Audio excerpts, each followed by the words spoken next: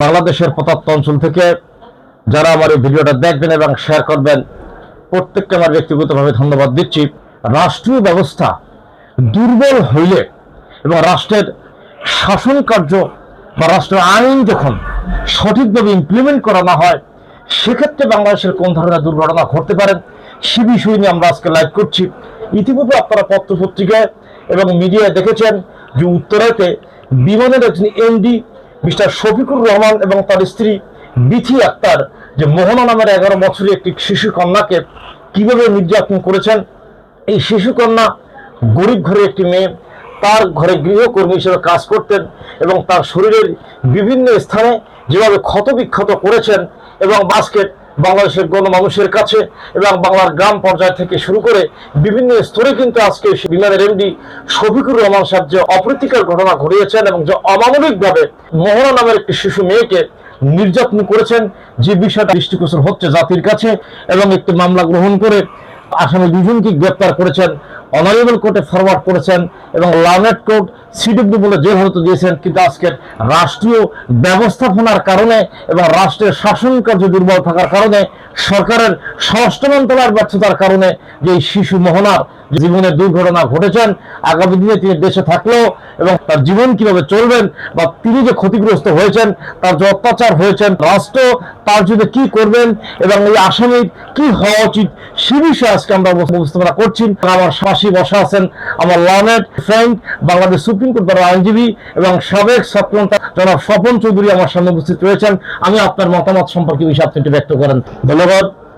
Learned friend advocate আতার হোসেন ফরাজি, আসলে মানুষ কতটা অমানুষ হতে পারে এটা কিন্তু আজকে বিশ্ববাসী দেখছে। আজকে কিন্তু এটা নতুন ঘটনা নয়, এর আগেও আমরা দেখেছি এরকম বাংলাদেশে আরো অনেক ঘটনা ঘটেছে।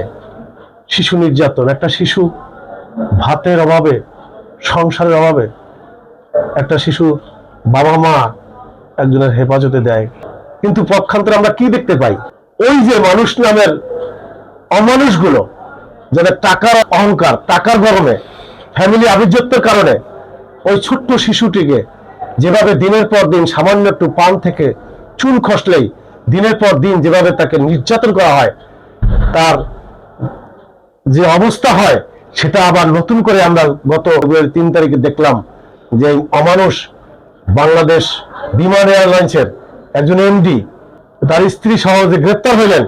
ঘটনাটা সারা বিশ্বে মানবিক দৃষ্টিকোণ থেকে যদি বিচার করি তাহলে সারা বিশ্ব বিবেককে নাড়া দিয়েছে। আজকে আমাদের দুঃখ হয়, কষ্ট হয় যে একটা শিশু, 11 বছরের একটা শিশু, তাকে কিভাবে নির্যাতন করা হয়েছে, না খাইয়ে কিভাবে তাকে তিলে তিলে তাকে শেষ করে দিতে চেয়েছিল এবং গরম খুন্তি দিয়ে তাকে কিভাবে ছ্যাঁকা দিয়ে তাকে নির্যাতন করেছে। আজকে সেই চিত্রটা বাংলাদেশের মানুষের যেভাবে নাড়া দিয়েছে, সারা বিশ্ব আজকে অনলাইনের যুগে সেটা আজকে দেখে বিশ্ব বিবেককে নাড়া দিয়েছে। আজকে আমাদের আহ্বান থাকবে এই সরকারের প্রতি যে এই মানুষ নামের অমানুষগুলাকে এমনই ভাবে দৃষ্টান্তমূলক শাস্তি দেওয়া হোক যাতে করে ভবিষ্যতে আর কোনো মোহনা এইভাবে আর কোনো মোহনা নির্যাতনের শিকার না হয়, আর কোনো মানুষ যাতে অমানুষ হিসাবে আবির্ভূত না হয় এই বাংলার বুকে, এটা বাংলার মানুষ দেখতে চায়। এটা আমি আপনার আরেকটু বিষয় বলছি, যে ঘটনা ঘটছে এবং রাষ্ট্রের শাসনতন্ত্র বা রাষ্ট্রের ল ইনফোর্স আছে যারা ইমপ্লিমেন্ট করবেন লকে সরাসরি, তারা এই তাদের ব্যবস্থাপনার কারণে যে আজকে বিভিন্নভাবে ঘটছে এবং রাষ্ট্রের এক্ষেত্রে আইনগতভাবে রাষ্ট্রের কি করা উচিত এবং রাষ্ট্র এই গৃহকর্মীর জন্য আর্থিকভাবে কতটুকু ক্ষতিগ্রস্ত দিতে পারে সে বিষয়ে আপনার মতামতটা একটু ব্যক্ত করেন। এই বিষয়ে বলতে গেলে বলতে হয় বর্তমানে যে শাসন ব্যবস্থা চলছে, আইন শৃঙ্খলার যে পরিস্থিতি, এতে আপনিও জানেন, আমিও জানি, বিশ্ববাসীও জানে, বাংলাদেশের মানুষ জানে কি অবস্থায় আছে। তারপরে বলবো আমরা তো আর হাল ছেড়ে দিতে পারি না, কারো না কারো তো এটাকে শক্ত হাতে এটা নিয়ন্ত্রণ করতে হবে। সেক্ষেত্রে বর্তমান যে সরকার আছে তার হয়তো আর বেশি দিন সময় নেই, কিন্তু পরবর্তীতে যারা আসবেন তারা যেন এই বিষয়গুলোকে শক্ত হাতে দমন করার জন্য প্রয়োজনে বর্তমানে যে প্রচলিত আইন আছে এই আইনকে আরো সংস্কার করে এই ধরনের ন্যাক্কারজনক ঘটনা যাতে আর ঘটতে না পারে আর ঘটলে যাতে দৃষ্টান্তমূলক শাস্তি হয় সেই জন্য তাদেরকে প্রয়োজনে আইন সংস্কার করে ব্যবস্থা নিতে হবে। আপনি কি বলতে চাচ্ছেন যে বাংলাদেশে যে শিশু নির্যাতন আইন রয়েছেন, নারী শিশু নির্যাতন ট্রাইব্যুনাল করে যে শিশু নির্যাতন আইনের বিচার হচ্ছে বা শিশু আদালত এখন হচ্ছে বিচার হচ্ছে, এই আইন ব্যবস্থাকে আপনি পর্যাপ্ত মনে করছেন না? আইন পর্যাপ্ত আইন থাকলেও তার প্রয়োগ অনেক সময় হয় না, কারণ বিচারের বাণী নিবৃতে কাঁদে। আজকে দেখছি যে গরিবেরা কোনো বিচার পায় না। এই মোহনা আজকে বিচার পাবে কি পাবে না সন্দেহ দেখা দিয়েছে, কারণ ওই এমডি এতই প্রভাবশালী, এমডির স্ত্রী এতই প্রভাবশালী, তারা তো প্রভাবশালী হওয়ার কারণে তারা যে এই যে মোহনা সঠিক বিচার পাবে কিনা আজকে বাংলার মানুষ এটা সন্দেহের চোখে দেখছে।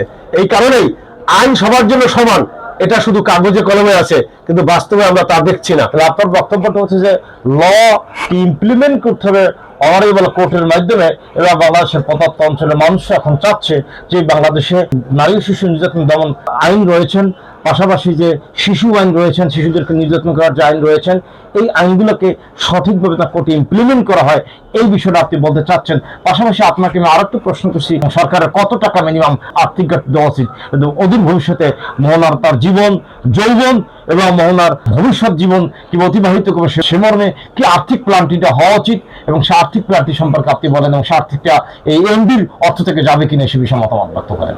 আমরা লক্ষ্য করেছি যখন বিষয়টা জনসমক্ষে আসছে, আজকে গাজীপুরের একটা হাসপাতালে এই মোহনা মৃত্যু যন্ত্রণায় কাতরাচ্ছে। এখনো সরকারের সেরকম কোনো পদক্ষেপ দেখি নাই, যে সরকারের পক্ষ থেকে বলা হয় নাই যে মোহনার দায়িত্বটা আমরা নিলাম, চিকিৎসা ভরণ পোষণ ভবিষ্যৎ দায়িত্ব নিলাম, সেটা এখনো কোনো সরকার থেকে কোনো ঘোষণা আসে নাই। আমরা আশা করব সরকার এটার দায়িত্ব নেবে এবং এই মোহনার পরিবারের সকল ভরণ পোষণ এবং ভবিষ্যৎ যাতে মোহনা তার ভবিষ্যৎ উজ্জ্বল হতে পারে, সেই কারণে যা যা করণীয় এই বর্তমান সরকার এটা করবেন। এবং সেক্ষেত্রে এমডি শফিকুর রহমান এবং এই এমডির স্ত্রী বিথি আক্তারকে যে ধরনের শাস্তি দেওয়া দরকার, অর্থনৈতিক শাস্তি দেওয়া দরকার এবং তাদের মানসিক শাস্তি দেওয়া দরকার, সরকার করবেন এটা আশা রাখি। ধন্যবাদ আপনার সকলকে।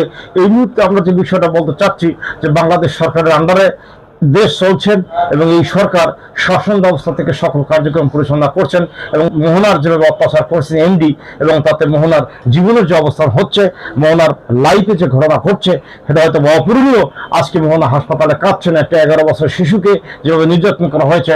আমাদের বক্তব্যটা হলেন সরকার মোহনার সর্বোচ্চ ট্রিটমেন্ট করবেন, প্রয়োজনে মোহনাকে বিদেশে নিয়ে ট্রিটমেন্ট করবেন, এবং মোহনার জীবনের ঘাটতির জন্য কমপক্ষে বাংলাদেশ সরকারের 1 কোটি টাকা প্ল্যানটি হওয়া উচিত, এবং এই মোহনার শরীরের জন্য এবং মোহনার জীবন ও যৌবনের বিকশিত করার জন্য সরকারের কমপক্ষে 1 কোটি টাকা মোহনার পরিবারকে দেওয়া উচিত, এবং শারীরিক দণ্ডের মাধ্যমে বাংলাদেশের প্রচলিত আইন অনুযায়ী এমডির বিরুদ্ধে যে প্রচলিত ব্যবস্থা তারা গ্রহণ করেছেন আরো কঠোর অস্ত্র দমন করার জন্য আমরা সরকারকে উদ্যোক্তা আহ্বান করছি। পাশাপাশি বক্তব্য শেষ হওয়ার পূর্বে আপনাদেরকে পুনরায় স্মরণ করে দিচ্ছি, এই শাসন ব্যবস্থা এমনভাবে করা উচিত আর যেন কোনো মোহনা হয়রানি না হয়, এই উদ্যোক্তা আহ্বান নিয়ে আমি আমার সংক্ষিপ্ত বক্তব্য শেষ করছি। ধন্যবাদ আপনার সকলকে। সুস্থ থাকবেন, ভালো থাকবেন।